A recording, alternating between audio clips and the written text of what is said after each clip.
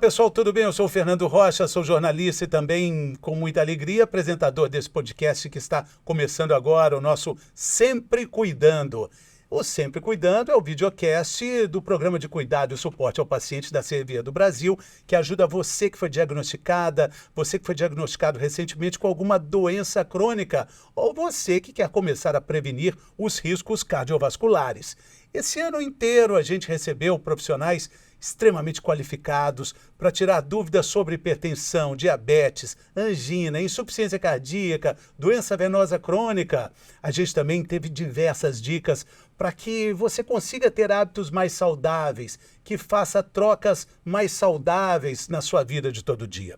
Além do programa completo aqui no YouTube, você também pode ouvir os episódios no seu serviço de streaming de música e áudio preferido. Pode acompanhar também as pílulas nas nossas redes sociais. É só buscar por Sempre Cuidando, que aí você vai nos achar em todos esses canais também. Esse é o último episódio de 2024, passou muito rápido, né? E hoje a gente vai dedicar a um tema muito especial, a gente vai tirar as principais dúvidas das pessoas que têm doenças crônicas e por isso têm que tomar medicamentos diários. E é muito normal essas dúvidas, porque com a necessidade de um remédio de uso contínuo, existem questões que a gente precisa atualizar, que a gente precisa tomar conhecimento. E para isso a gente tem uma convidada especial, uma farmacêutica, a Mônica Lenzi, que vai esclarecer muitas dúvidas aqui. Ela tem muitas qualidades e entre elas é mineira de Belo Horizonte. Essa é ótima qualidade. Bem-vinda, Mônica. Obrigada, tudo bem? Fina, tudo bem. Alegria te receber aqui. Vamos falar sobre as questões dos medicamentos. Muitas dúvidas, né? Com certeza. Muitas dúvidas sempre. A primeira delas é com relação à forma de tomar. Água, leite, suco de laranja, a seco. Enfim, temos uma regra com relação a isso?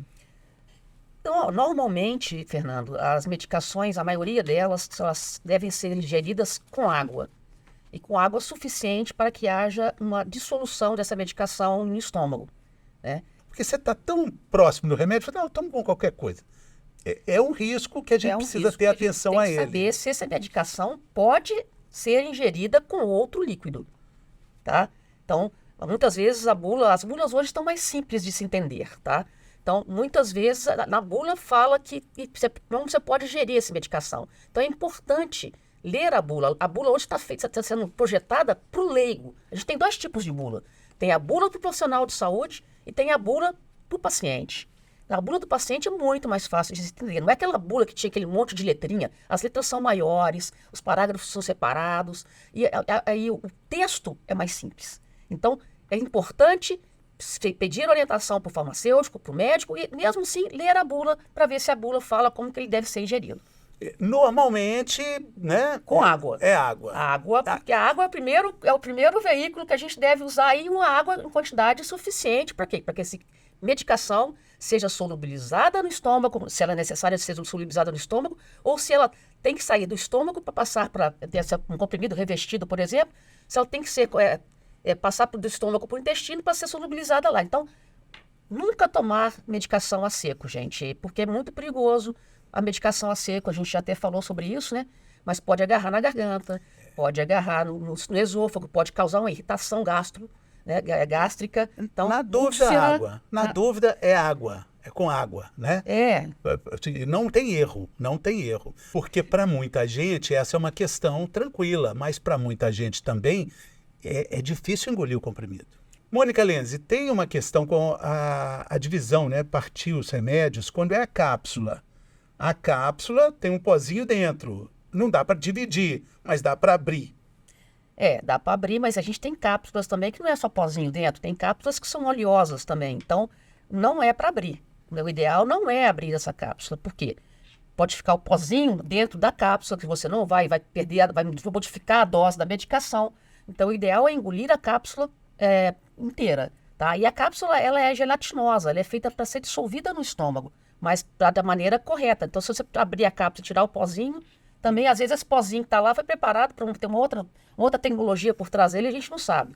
Siga as orientações do médico, siga as orientações do farmacêutico, leia a bula, que a bula tem todas essas explicações. No caso de dificuldade de engolir, não é colocando o pozinho da cápsula que vai facilitar, ou que vai manter o efeito do remédio. Né? Tem medicações que são grandes que podem ser solubilizadas. Então, esse tipo de orientação se encontra na bula e o próprio médico pode orientar para colocar, mas tem que esperar essa medicação dissolver, solubilizar toda na água. E sempre solubilizar a medicação em água, né? A gente já falou, está batendo muito nessa tecla, né? Tem também a questão que a gente, volta e meia, a gente retorna a questão desse dispensário, que é um auxílio muito eficiente para quem usa medicamentos de longo curso, esse uso diário, né, de medicamentos.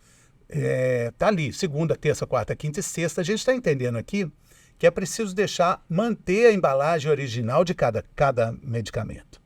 A embalagem original dentro ali desse aparelho. Nós estamos chamando de dispensário de remédios. Normalmente, às vezes pode até não caber ali dentro, vai caber só o comprimido, mas é ideal guardar a caixa original, por quê? Porque ali você tem o número do lote, ali você tem o prazo de validade dessa medicação e você tem a bula.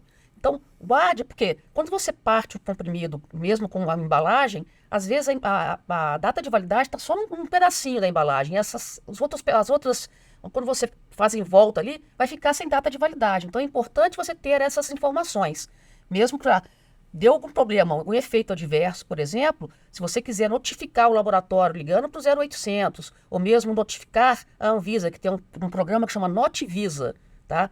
Então, você pode entrar no Notivisa para notificar sobre um efeito adverso dessa medicação. Você precisa informar o número do lote. Então, tem que ter a embalagem original, ela foi desenvolvida justamente para trazer todo esse tipo de informação e ela é rastreável, né? Ela tem um código de rastreamento também. Então, para saber onde é que esse medicamento, de onde que ele saiu, qual que é a origem, para onde, qual farmácia que ele foi, tudo isso a gente consegue ver pela embalagem original. Então manter, claro, a receita do médico também, para você saber com que frequência esse medicamento tem que ser tomado. Exatamente. Né? E seguir a orientação do médico, né? Não, a gente fala, como eu trabalho muito com diabetes, eu vejo assim, tem muitas pessoas que não têm diabetes tipo 2, que elas vão para uma festa de aniversário, né?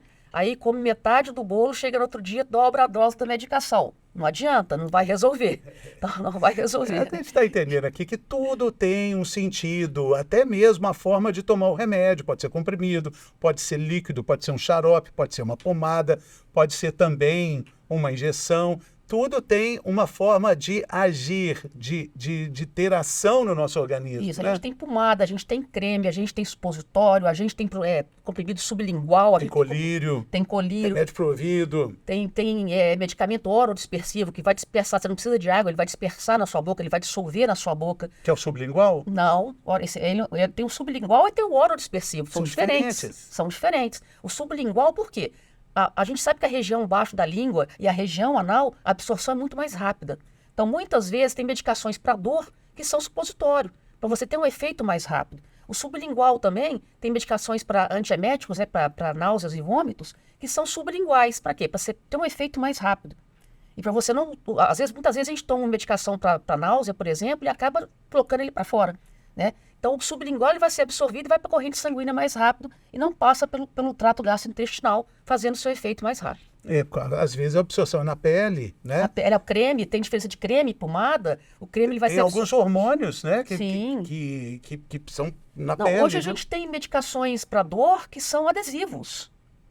Tá? São adesivos que você põe e fica uma semana no seu corpo e ele vai sendo liberado lentamente para dores intensas, assim. Então, tem várias tecnologias hoje que estão sendo desenvolvidas e que estão chegando no mercado e que está modificando, as coisas estão mudando.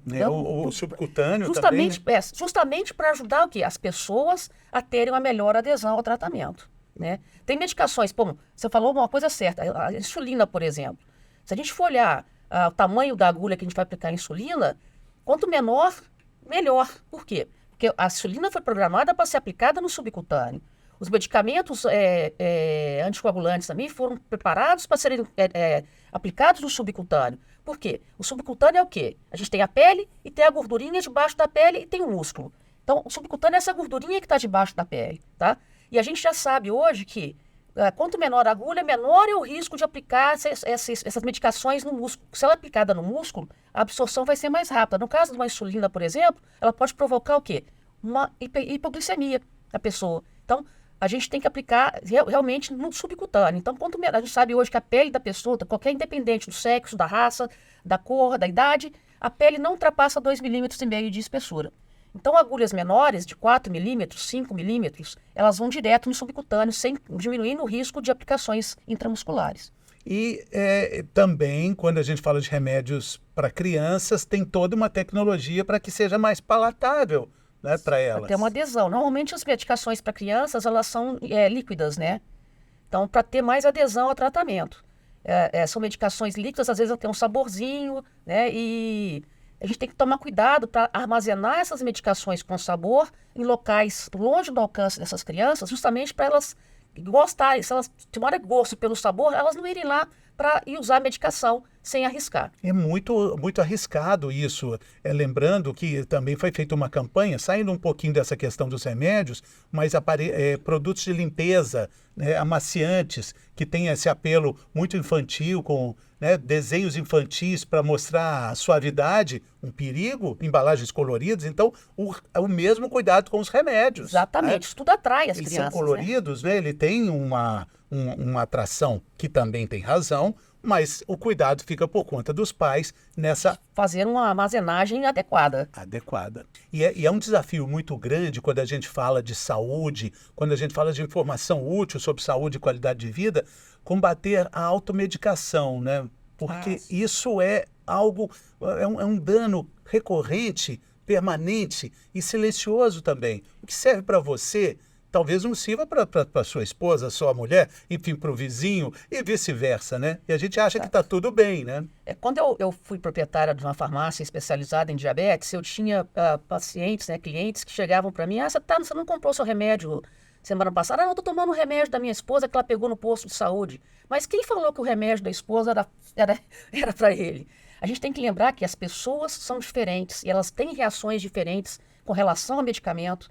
Tá? Elas têm reações diferentes, inclusive com relação à atividade física, com relação à alimentação. Ao metabolismo, Exatamente. Cada um tem o seu. Cada um tem o seu. Você falou disso, eu lembrei do colírio. Colírio é remédio, colírio não é drops, né, que está no bolso. O que é isso? É um colírio, me presta uma gotinha. Não. Colírio é inclusive os que têm corticoide, né? É um medicamento também sério, importante, né? A gente tem aqueles descongestionantes nasais, por exemplo, que as pessoas têm efeito rebote, né? O que é isso? Você começa a usar por muito tempo, o que acontece? Seu nariz fica congestionado mais rápido. Aí você começa a usar mais ainda, entendeu? Ele é mantenedor do problema. Isso, né? E as pessoas compram isso hoje na farmácia, sem receita, sem prescrição, e isso é uma automedicação. E o farmacêutico está ali para justamente dar essa informação preciosa para o consumidor, né? Aliás, é importante a gente dizer também que é uma lei brasileira, toda farmácia precisa ter um farmacêutico. Se a farmácia fica aberta 24 horas por dia, ela tem que ter 3 farmacêuticos, uma a cada 8 horas, por exemplo. E você está lá, e o farmacêutico é o profissional de saúde que está mais disponível para a população. Então, é o farmacêutico que ele vai estar lá para te orientar sobre a medicação, sobre o uso da medicação, o uso correto, o uso racional do medicamento. Inclusive, a gente tem dia 5 de maio, sempre no Brasil, é considerado o dia do uso racional de medicamentos, é comemorado o dia do racional de medicamentos. E sempre tem ações por aí sobre isso. Interessante. E é o farmacêutico que vai orientar sobre o uso correto desse medicamento, até também o lugar de guardar, a forma de abrir. Por exemplo, uma dúvida que eu tenho, você comprou um remédio num vidrinho assim, tem sempre um algodãozinho que fica ali em cima. Aí você tira o algodão, pega o remédio. Aí você vai voltar com o algodãozinho para lá ou pronto? Às vezes teríamos saquinhos de sílica também, justamente para quê? Aquele algodão tem uma função. Ele está ali para proteger de umidade. Nada à toa nessa história. Nada tem acontece por acaso. Tem ninguém de férias aí. Não. Tem uma função, né? Inclusive, assim, mais uma do meu pai, né? Coitado, na hora que ele assistir isso aqui, ele vai me bater. Meu pai está fazendo um tratamento oncológico e está fazendo uma quimioterapia oral. E o frasco, ele vem todo protegido com a tampa, é uma tampa especial com sílica justamente para proteger. Ele é opaco para proteger da iluminação e a sílica para não dar umidade. Ele tirou a medicação da caixinha e colocou na caixinha dele da semana. Essa é uma outra questão importante. Exatamente. Aquele dispensador de remédio, ele tem uma função muito útil para você não perder a sequência ali. Certo. Mas, por outro lado, ele não tem nada parecido com a tecnologia de embalagem do medicamento. Ficamos de que lado agora, Mônica? Você pode até usar a caixinha, mas usa a embalagem original. Você pode cortar ali. Esse tipo de medicamento do meu pai não tem como tirar dessa embalagem. Ele já aprendeu isso. Mas eu tive que levá-lo para conversar com um farmacêutico especialista em oncologia, lá na clínica que ele estava fazendo tratamento, para ele entender. E ele saiu de lá tão encantado que ele pensou que ele fosse médico, para você ter ideia. Entendeu? Ele perguntou, o que eles são, pai? Ele perguntou, o que eles são? Eu falei, são farmacêuticos. É mesmo? Eu falei, você está menosprezando a farmacêutica que você tem em casa, hein? Que legal. Então, olha só, dá para colocar no dispensador de remédios ali o medicamento, mas em algumas vezes é preciso preservar a embalagem original. Você corta cada um com a sua embalagem. Você já reparou que a gente tem embalagens diferentes? Sim. Tem embalagens que são transparentes, tem embalagens que são opacas, são embalagens em alumínio, tem outras que são em Escuras, plástico. um vidro escuro, Exatamente. um vidro claro. Tudo isso tem uma função. Não é à toa que está ali. Tudo isso tem um motivo de ser, tá? Então pode proteger de luz e umidade, é importantíssimo. Sobre o algodão, você não me respondeu. Tiro o algodão e volto com o algodão para lá? Volta com o algodão para lá.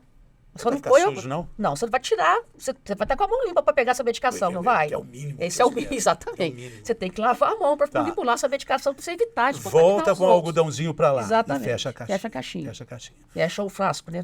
Agora, aí tá lá. Segunda, terça, quarta, quinta, sexta, tá marcadinho. Posso colocar os remédios lá, os que não tem uma embalagem assim tão especial, para que eu não esqueça e siga no medicamento de uso contínuo? Remédio para pressão, por exemplo. Mas normalmente você pode cortar o blisterzinho, cortar a embalagem de alumínio e colocar lá dentro. Mas é pequenininho, não vai caber, vai ficar todo espremidinho. Não, tem caixinhas maiores. Tem caixinhas que cabem mais, tem gavetinha, tem caixinhas que a gente não pode alterar, né, deixar com que outras situações externas alterem o princípio ativo do medicamento e para tratamento não ser eficaz. Então, se a gente corta a embalagem, a gente está correndo o risco de perder a eficácia do remédio. É mais ou menos isso. Exatamente. Interessante. Então, temos que arrumar mais espaço ali para colocar na rotina, no planejamento, né, Mônica? Uhum. Preciso fazer isso. Bom, essa é uma das informações de ouro desse episódio. A gente vai ter muitas nesse nível. E vai guardar onde os remédios? A famosa farmacinha de casa. Bom, eu até fiz uma pergunta, né, no meu canal do YouTube lá sobre isso e as pessoas responderam. Eu coloquei, onde você guarda o medicamento? Na cozinha, no banheiro ou no quarto? A maioria respondeu na cozinha, depois foi para o banheiro e o último foi no quarto. Cozinha, banheiro ou quarto? Lugares, né? Assim, onde normalmente a gente guarda a farmacinha, que é quase uma caixa de sapato escrita ali, farmacinha, né? Caixa de sapato eu digo que é do tamanho aproximado, né? Mas acontece que cozinha, ela esquenta. A gente liga o forno, acende o fogão, a gente tem vapor d'água, então não é o local ideal. Banheiro, pelo mesmo motivo. O chuveiro está quente, né? Muitas vezes o chuveiro está quente, a gente tem vapor, ali também não é local de armazenar os medicamentos. O ideal seria, junto com a roupa de cama, no abrigo da luz, né, e da umidade e longe do alcance das crianças, né? E aí a gente falou de uso tópico, a gente falou de comprimidos, mas tem os xaropes também, né? Para adulto também, né? Tem xarope, tem suspensão. Muitas vezes as pessoas não sabem que tem que homogeneizar a suspensão. A gente tem, vou falar aqui um pouquinho de insulina. A gente tem uma insulina chamada NPH, que muita gente no Brasil usa, e ela é uma suspensão. Ela fica um pozinho branco embaixo e a parte transparente. E muitas pessoas não têm a orientação de que tem que homogeneizar essa insulina para ser aplicada antes. É com delicadeza. Delicadeza. Você vai agitar 20 vezes assim e 20 vezes assim, até ela ficar toda leitosinha. E aí você pode tirar com a seringa, ou se for a caneta de aplicação, colocar a dose correta e aplicar. Não falei que esse episódio tem várias informações preciosas? Essa, então, é uma delas. Eu queria também que você falasse um pouco sobre a função do remédio quando ele entra no nosso organismo para ele chegar onde ele tem que chegar. Ele enfrenta verdadeiras batalhas, né? Ele passa pelo fígado primeiro também, ele é metabolizado pelo fígado. E quando esse medicamento, a gente precisa tomá-lo, às vezes, para começar a fazer efeito, demora algum tempo. Por quê? Porque a gente tem o tempo de meia-vida. O que é isso? É a concentração da medicação ideal para fazer efeito. Por isso que os tratamentos, às vezes, eles têm dias de duração. E tem que tomar a medicação 2 vezes por dia ou 3 vezes ao dia para poder manter uma quantidade da concentração da medicação ideal para ter o efeito ideal. Sim. Então, essa também não é uma informação aleatória. Quando o médico diz que você precisa tomar uma quantidade ideal de medicamentos, ou indica, não é porque você melhorou que vai parar por conta própria, né? Não, e assim, tem pessoas que às vezes esquecem de tomar a medicação. Aí dobram a dose. Essa é outra pergunta importante. Esqueci de tomar o remédio e amanhã o que eu faço? Às vezes, se você lembrou e não está próximo da próxima dose, tome imediatamente na hora que você lembrou. Agora, se você lembrou próximo da próxima dose, toma a próxima dose e esquece essa que você esqueceu, tá? Mas o que a gente pode fazer também, existem aplicativos hoje que te orientam a tomada da medicação, alarmes do celular. O telefone celular, ele hoje faz tudo, né? Até telefona, né? A gente consegue até usar como telefone. Mas tem alarmes que podem orientar no horário do momento da tomada de medicação. Uma coisa que orienta, às vezes, as pessoas que têm dificuldade, a gente pode fazer, farmacêutico pode apontar caixinhas, mesmo caixinha de sapato, e põe um solzinho, uma luazinha para orientar se é para tomar de dia, de noite, antes do café ou depois do café, põe um pratinho. Então, fazer alusões quando as pessoas não entendem, ou têm dificuldade de leitura, né? Então, a gente pode fazer isso. A gente também pode ver os hábitos desse paciente e assim, não, eu tomo o café da manhã, eu como pãozinho. Então, deixa a medicação lá do lado do pãozinho. Tem medicações que devem ser tomadas em jejum, como medicações para tireoide, por exemplo. Você tem que tomar em jejum para osteoporose, tem que tomar em jejum um omeprazol da vida, pantoprazol, esses zols aí. Tem que tomar em jejum meia hora antes do café da manhã, senão eles não fazem efeito. E muitas vezes as pessoas não estão bem orientadas para isso. Então, assim, eu tomo levotiroxina, porque eu tenho hipotiroidismo, e dormo do lado da minha cama. Meu copinho d'água está lá, eu acordo, a primeira coisa que eu faço é isso. Que aí eu vou tomar banho, trocar de roupa, para depois tomar o café da manhã. Aí dá a meia hora que eu preciso. Então, esse tipo de orientação a gente pode fazer. A pessoa, eu tenho que tomar à noite e eu tenho o hábito de assistir o Jornal Nacional, sei lá, um jornal qualquer. Deixa do lado da televisão, porque na hora que ele for sentar para ver o jornal, ele vai lembrar que está na hora dele tomar a medicação. E com relação aos remédios que vêm a mais na caixa? Essa também é uma queixa muito comum do consumidor brasileiro, né? Você precisa de um determinado número de remédios, mas você tem além. O que se faz com isso? Existe uma lei de 2006 onde pode racionar a medicação pela quantidade que a pessoa precisa. Só que essa lei não pegou. Então, existe um projeto de lei que entrou agora no final do ano passado, se não me engano, agora esse ano, no início do ano, e que vai justamente para melhorar essa condição, porque a lei era muito fechada, trancada. A farmácia, para poder fazer essa fracionamento da medicação, que hoje a gente vai fazer nas farmácias americanas, por exemplo, você vai lá, o médico prescreve 10 comprimidos, você leva para casa 10 comprimidos. Eles separam. Só que você tinha que ter as exigências eram muito grandes e ninguém conseguia cumprir. Hoje eles estão tentando fazer esse novo projeto de lei, onde diminui um pouco essas exigências, tá? Para que as farmácias consigam fazer esse fracionamento e você precisa de 10 comprimidos, você leva 10 comprimidos. Do jeito que está na receita. Do jeito que está na receita, porque muitas pessoas acabam ficando com a medicação vencida em casa, né?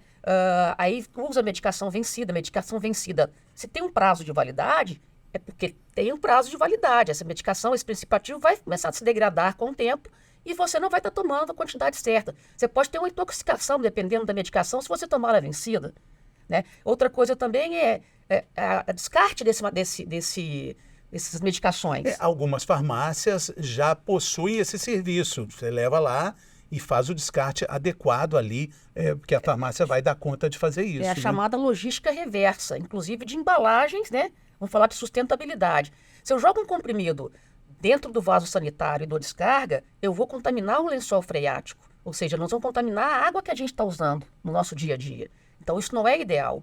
As embalagens de papel também, elas podem ser recicladas. Inclusive, os blisters de alumínio, eles podem ser reciclados. Então, hoje a gente está trabalhando muito com essa questão de ambiental para reverter isso tudo. É porque tem muita tecnologia ali na embalagem, na forma que é usada para a aplicação do remédio, né? O que a gente está falando aqui, batendo muito nessa tecla, é que tem muita gente que estudou de forma muito séria, muito dedicada, para a gente tomar esse remédio de forma descompromissada. A gente precisa entender isso para entender também o efeito que isso vai fazer no nosso organismo. Não é por conta própria, só porque tem uma fissura no meio que você acha por conta própria, só precisa de metade. E aí dá aquela Isso, aí você vai tomar uma faz dose aquele de- rachide isso. ali. Não, mas dependendo, se o médico orientar que a medicação deve ser tomada meio comprimido, Mas aí se é o o médico, médico. é orientação médica, vai tomar meio comprimido. Aí você vai tomar E meio é por isso que comprimido. ele tem aquela fissura no meio? Normalmente, sim. Entendeu? E a gente está aqui, esse programa está repleto de dicas legais, a gente está entendendo várias coisas, a gente tem que respeitar a embalagem, a cor, a forma e a forma de ação dos remédios, porque a gente já viu, não dá por conta própria você dividir o comprimido. Isso. Mas às vezes tem uma indicação para isso, né, Às vezes, doutor? sim. Né? A diferença do comprimido bipartido para o comprimido sulcado é que o comprimido bipartido ele foi projetado para poder ser partido ao meio, sem perder a tecnologia. Está tudo divididinho, Exatamente. divididinho assim, para lá e para cá. Para lá e para cá, a quantidade de principativo é igual dos dois lados. Agora, o sulcado, muitas vezes a gente consegue errar ali, sai um pedacinho, solta um pedacinho. Mas por que ele é sulcado? Às vezes ele tem que ser partido, mas Sim. e às vezes não. Ele foi porque, às vezes é a forma. Porque o comprimido, o que é um comprimido? Você pega o princípio ativo, mistura com um pó inerte e comprime. Isso é chamado de comprimido. Então, quando você parte, ele pode sair um pedacinho a mais. Literalmente, é o que o Isso, próprio nome diz, né? é. Comprimido, né? Exatamente. Então, um pedacinho solta ali a mais, pode acontecer o quê? A dosagem vai estar diferente, que é diferente do bipartido, que foi projetado para ser partido ao meio. Tá. Não é a gente que vai decidir isso, Não. né? E tem gente que compra medicação, né? Às vezes compra dose maior porque está mais barata e parte no meio sem orientação.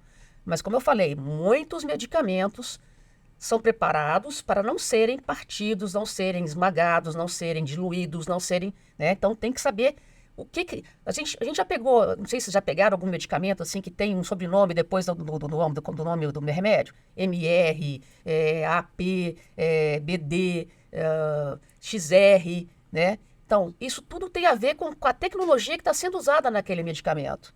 Que é importante. Que ele pode ser um de ação prolongada, ele pode liberar uma quantidade maior de principativo no início, depois ir liberando o restante no final. Tem medicações como antibióticos que são BD, que tem tomados 2 vezes ao dia, em vez de ter tomado 3, em vez de 8 em 8 horas, que você tem que acordar de madrugada. Então, facilita a adesão ao tratamento. Tudo isso é importante, tem que saber essa orientação.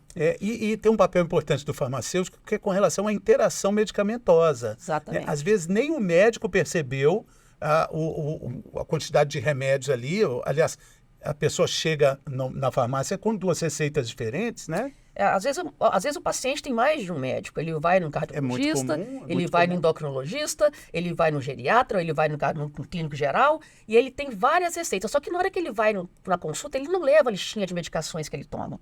E aí ele prescreve uma medicação que vai interagir com a outra medicação que ele está tomando de um outro médico, um segundo médico. Então, existe um trabalho hoje que os farmacêuticos clínicos fazem nas grandes farmácias, nas grandes redes de farmácias hoje, tem consultórios, o farmacêutico pode ter consultório hoje, que é a conciliação medicamentosa. Então, isso é interessante. A gente chega hoje, o paciente leva uma sacola de remédio e a gente vai ver todas as medicações, tem aplicativos hoje que a gente consegue ver essas interações medicamentosas.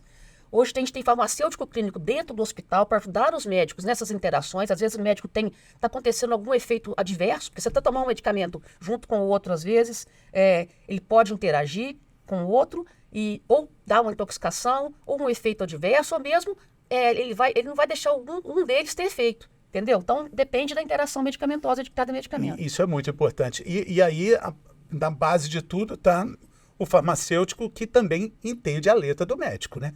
Preciosidade, esse entendimento, né? A gente tem até grupos de WhatsApp que falam, socorro, o que está escrito aqui?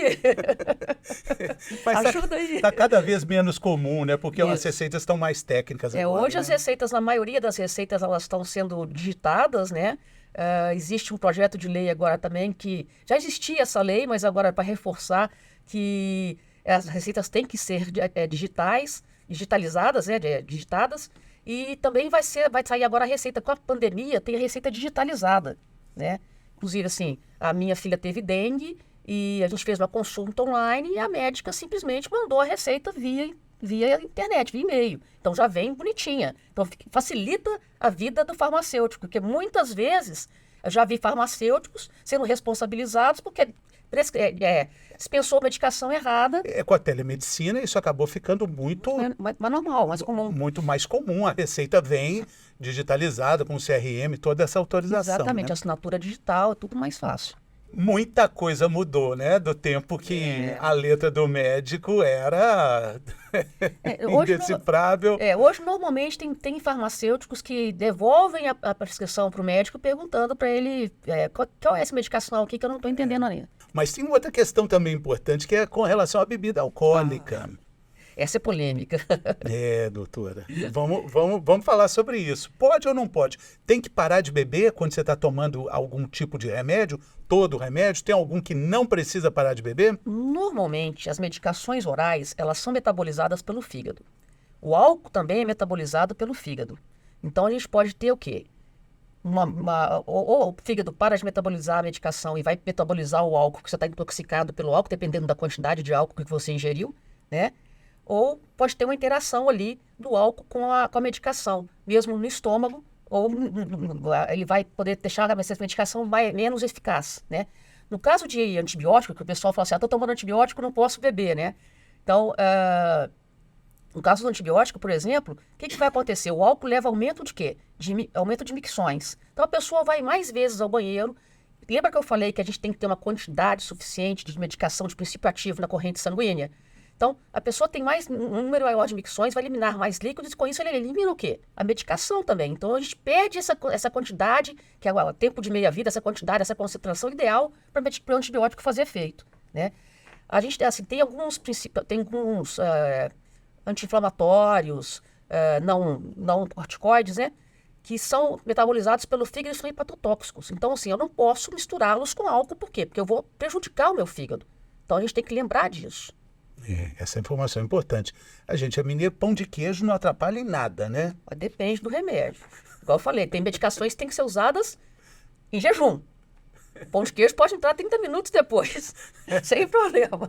Mas, de uma forma geral, é observar a recomendação do médico, prestar muita atenção com a interação medicamentosa. Normalmente, um remédio pode combinar ou não com outro. É o farmacêutico que tem essa informação. Entendemos aqui também que é preciso observar. Toda farmácia precisa de um farmacêutico de plantão, Sim. né? E com isso... Eu acho que toda pessoa precisa ter um farmacêutico para chamar de seu. Para tirar essas dúvidas, né? Exatamente. Para tirar essas dúvidas. Exatamente. É muito importante. Bom, querida, te agradecer imensamente aqui sua gentileza, sua generosidade aqui. Vamos fazer um brinde com água. Água linda aqui, olha, sempre água. Inerte. Água inerte, solvente universal. Exatamente. Muito obrigado, foi uma alegria, então, ter você aqui conosco, acompanhando durante o ano todo, compartilhando informações importantes sobre saúde e qualidade de vida. Com esse episódio, olha só, estamos encerrando a temporada. Que honra, hein? Muito obrigada. Puxa vida. Encerrando a temporada do Videocast Sempre Cuidando. 2024, a gente teve aqui nessa bancada diversos especialistas que tiraram nossas dúvidas com dicas importantíssimas e a gente espera que todo esse conteúdo tenha te ajudado a cuidar cada vez mais da sua própria saúde. Você conhece alguém que precisa escutar todas essas informações desse e de outros episódios? Então, seja generosa, seja generoso, compartilhe com seus amigos, com sua família, faça esses conteúdos chegarem a cada vez mais pessoas e não se esqueça de deixar o seu like. Joinha é sempre bom, não é? Like e comentar o que você achou desse e de outros episódios. A sua opinião é sempre importante e continue acompanhando a gente lá no Instagram, @semprecuidandocrve. Lá você tem os conteúdos diários para te auxiliar a lidar com hipertensão, diabetes, angina, doença venosa crônica, insuficiência cardíaca. Muito obrigado pela companhia ao longo de todo esse ano. Saúde!